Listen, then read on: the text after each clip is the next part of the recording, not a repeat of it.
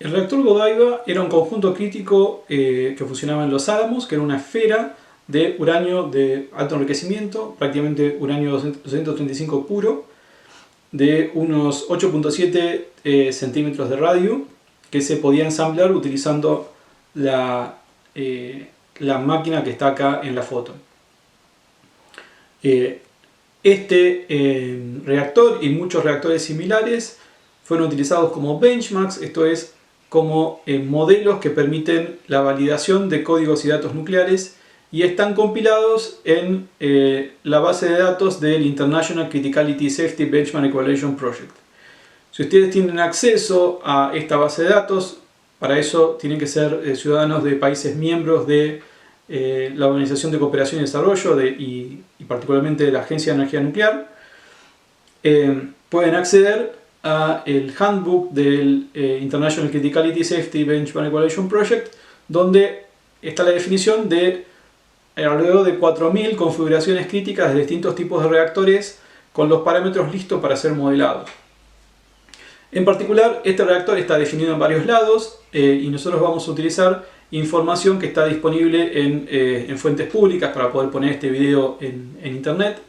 Y si ustedes no tienen acceso al ICESBEP, pueden buscarlo en este informe, A Suite of Criticality Benchmark for Validating Nuclear Data, de Stephanie Frankl, que está disponible en la base de datos INES de IAEA.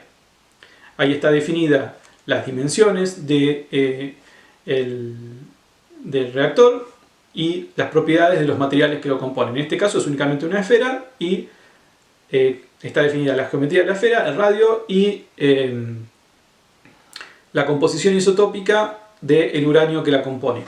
Como son benchmarks de criticidad, a menos que se indique lo contrario, el objetivo es calcular un reactor que va a dar 1 como resultado, ¿no? Entonces el objetivo es obtener un cálculo unitario porque son reactores que estaban en estado crítico.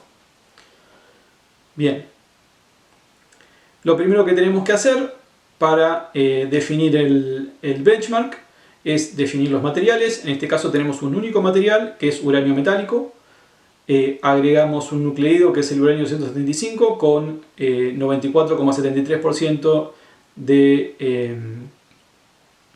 de porcentaje en peso, uranio 238 con 5,27% de porcentaje en peso y uranio 234 con 1,02% en porcentaje en peso y una densidad de 18,74 gramos por centímetro cúbico.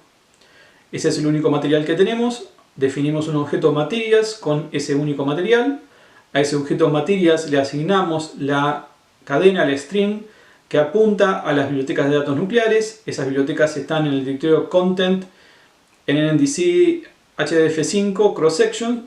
Se lo podemos ver acá yendo a files.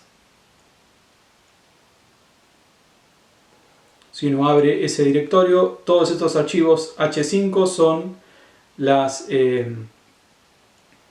bibliotecas de datos nucleares en formato HDF5 y hay también un archivo cross sections XML que es la definición de estas bibliotecas. Entonces, a este archivo de acá es al que apuntamos, que está en el directorio NNDC. A este archivo de acá es el que apuntamos con este string. Entonces, una vez que hicimos eso, ya definimos el objeto materiales que va a contener la definición de los materiales para la simulación. Entonces, usando el método export to XML, vamos a generar el archivo materials.xml que va a ser el input para OpenMC. Después pasamos a definir la geometría. Tenemos únicamente una esfera. Esa esfera tiene un radio de 8,74 centímetros y le pusimos una condición de contorno vacío porque los neutrones que lleguen al borde de la esfera y salgan, se entiende que no vuelven. Esta es una versión simplificada del benchmark. Entonces, esa condición de contorno es equivalente a no simular nada de lo que pasa afuera, entonces no hay ningún albedo de las paredes o de las estructuras, etc. generamos una celda que se va a llamar Godiva, que va a ser la región dentro de la esfera y va a estar llena de uranio metálico. Vamos a hacer un universo que se llama simulación con la función universe, que toma como parámetro las celdas que tiene nuestra simulación. En particular es una única celda que se llama Godiva.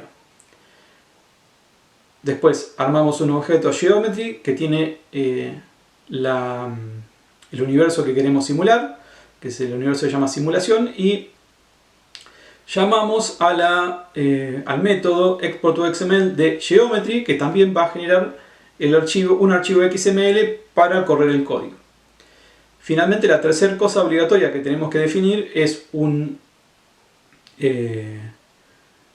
archivo tipo settings, perdón, una variable tipo settings. Vamos a definir la forma en que se va a ejecutar, que es el eigenvalue, la cantidad de partículas que vamos a simular por generación, por batch, la cantidad de batches que vamos a simular y cuántos batches iniciales, como estamos iniciando con una fuente puntual en el origen que no va a ser la solución, cuántos son los primeros batches que vamos a ignorar mientras converge la fuente para evitar que la estimación del factor de multiplicación debida a esa fuente que no es realista afecte los resultados de nuestra simulación. Entonces, ejecutamos esto y lo que realiza esto es la generación de tres archivos. El archivo materials acá, el archivo de geometría y el archivo settings. Eso lo podemos ver con estos comandos de Linux que imprimen el archivo de materiales. Acá está la definición del material uranio metálico y la definición de las bibliotecas que vamos a utilizar.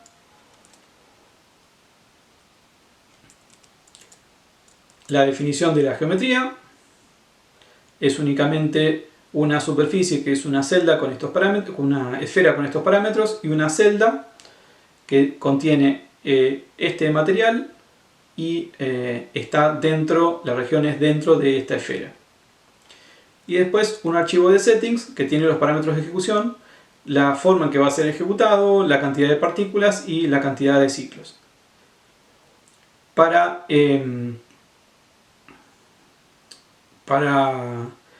realizar efectivamente la simulación usamos una función de OpenMC que es run y previamente con estos comandos de Linux borramos los archivos de salida en caso de que ya tengamos una corrida previa. En este caso no es necesario, pero lo dejamos ahí.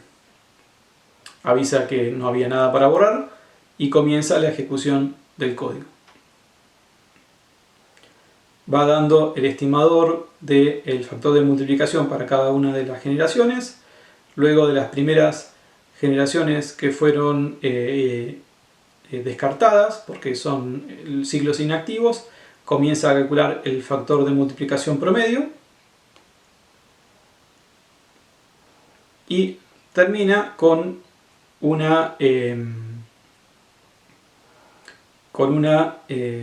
resumen de los tiempos de ejecución y el valor del K efectivo y su incerteza. Estos son distintos estimadores del factor de multiplicación, la fuga y un estimador combinado que utiliza los estimadores de colisión y de track length, de longitud recorrida y también de absorción. Combinándolos obtiene un estimador de menor incerteza, que es este valor, da 0,994, digamos, con 200 ppm de error. Esto porque es un cálculo bastante rápido. Bien, la fuente fue calculada, la fuente no fue especificada, entonces lo que se utiliza es una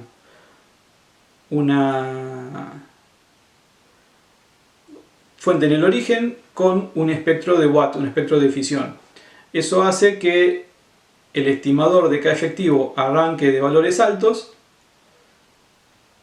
y luego vaya reduciéndose.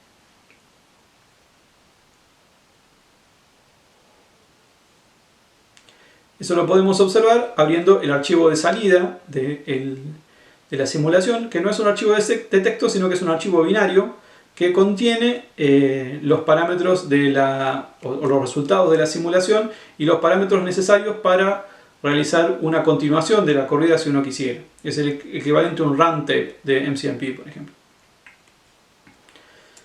Eso se hace utilizando la función statePoint, que toma el archivo statePoint.h5. Fíjense, ese archivo fue creado.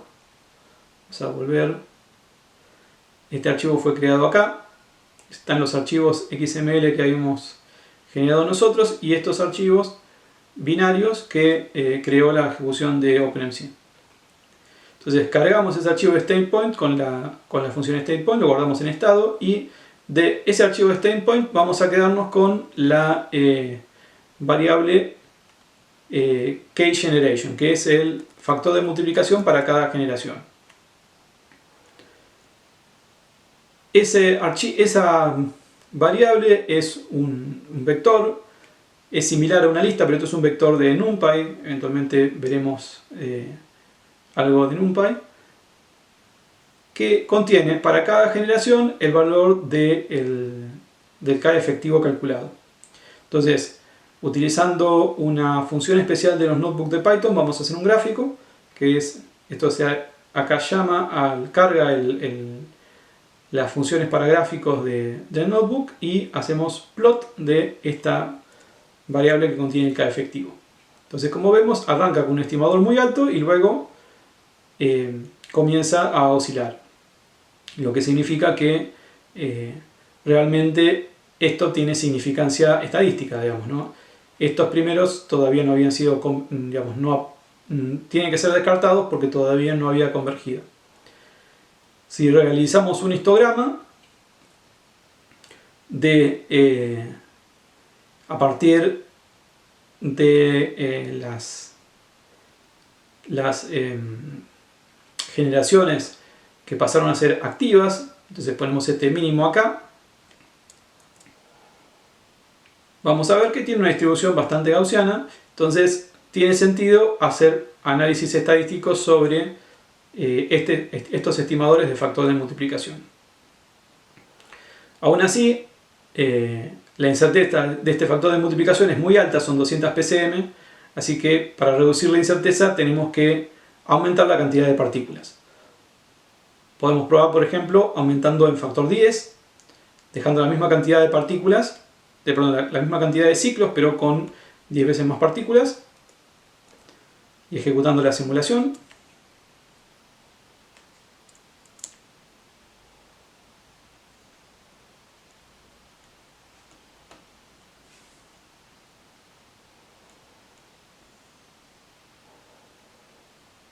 Ahí terminó. Y esta simulación, ahora cada uno de los estimadores tiene menor dispersión porque tiene mayor cantidad de partículas para obtener el estimador del factor de multiplicación por ciclo. Pero sigue viniendo de un valor muy alto porque la fuente inicial sigue siendo la misma, que es un punto en el origen. Vamos a ir un paso más allá y volver a multiplicar por 10 la cantidad de partículas y correr 100.000 partículas por 100.000 partículas por generación, lo que serían 11 millones de partículas para todo la simulación. Obviamente la simulación tarda un poco más.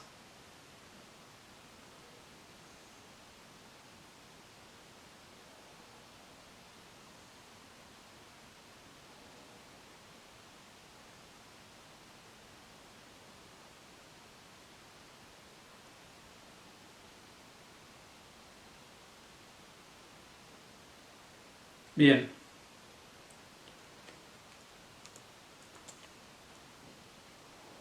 Y como vemos tiene todavía una incerteza menor, pero bueno, el valor inicial sigue siendo muy lejano al valor de convergencia.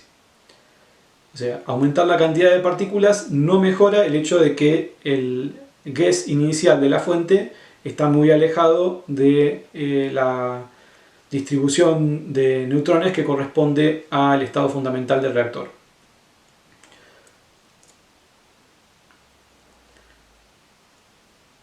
Mirando el valor K-combined, que es este valor de acá, podemos ver el valor del factor de multiplicación y su incerteza. Estos pares de valores son el factor de multiplicación para 1000 partículas por ciclo, 10.000 partículas por ciclo y 100.000 partículas por ciclo, y vemos que al pasar de 1000 a 100.000 en un factor 100,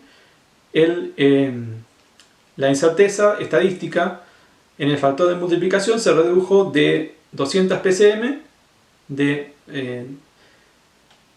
0,02 a 20 ppm, 21 ppm, o sea que efectivamente aumentando la cantidad de partículas se reduce la incerteza en el factor de multiplicación con un factor raíz de n.